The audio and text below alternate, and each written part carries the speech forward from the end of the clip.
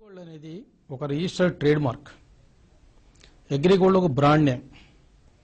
భారతదేశంలోనే కాదు అనేక ఇతర దేశాల్లో కూడా ఇది ఒక నమ్మకానికి విశ్వాసానికి చిహ్నమైనటువంటి ఒక బ్రాండ్ నేమ్.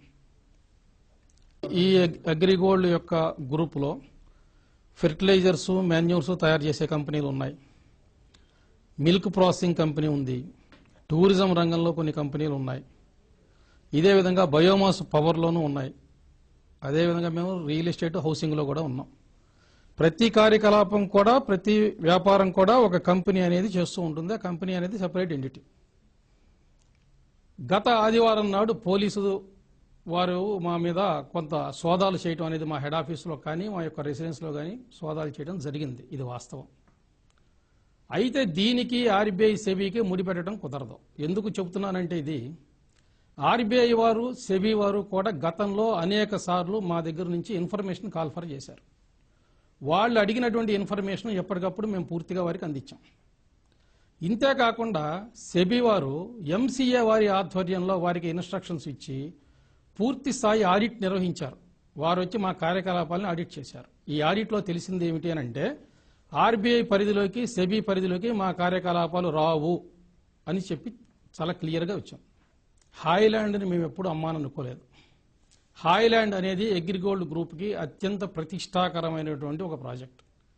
మా మీద ఒత్తిళ్లు వచ్చినటువంటి మాట నిజమే. అయితే ఈ ఒత్తిళ్లకు లొంగి మేము హాయిలాండ్ అమ్మదలుచుకోలేదు. గత కొన్ని సంవత్సరాలుగా కొన్ని గ్రూపులు, కొంతమంది వ్యక్తులు మా మీద దుష్ప్రచారం చేస్తూనే ఉన్నారు.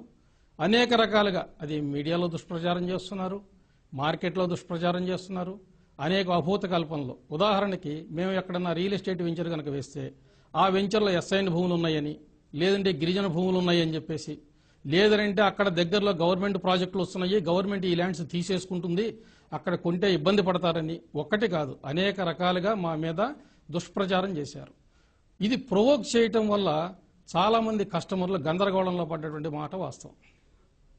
అందరికీ తెలుసు, మార్కెట్లో అగ్రిగోల్డ్ గ్రూప్ అనేది భారతదేశంలో ఉండేటువంటి రియల్ ఎస్టేట్ కంపెనీలో లీడింగ్ కంపెనీల్లో ఒకటి. అత్యంత ఆస్తులు ఉన్నటువంటి సంస్థ ఇది. ఈ సంస్థ యొక్క ఆస్తులు 2-3 రాష్ట్రాల్లో కూడా ఉన్నాయి.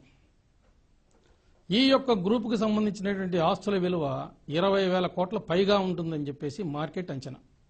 ముందుగా మా యొక్క కస్టమర్లు కానీ, మా యొక్క ఉద్యోగులు కానీ, మా యొక్క ఏజెంట్లు కానీ ఎటువంటి భయాందోళనకి గురి కావాల్సినటువంటి అవసరం లేదు. కస్టమర్లు ఎవరైతే ఉన్నారో వారికి రావాల్సినటువంటి ప్రతి రూపాయి చెల్లించేటువంటి పూచీ నాది.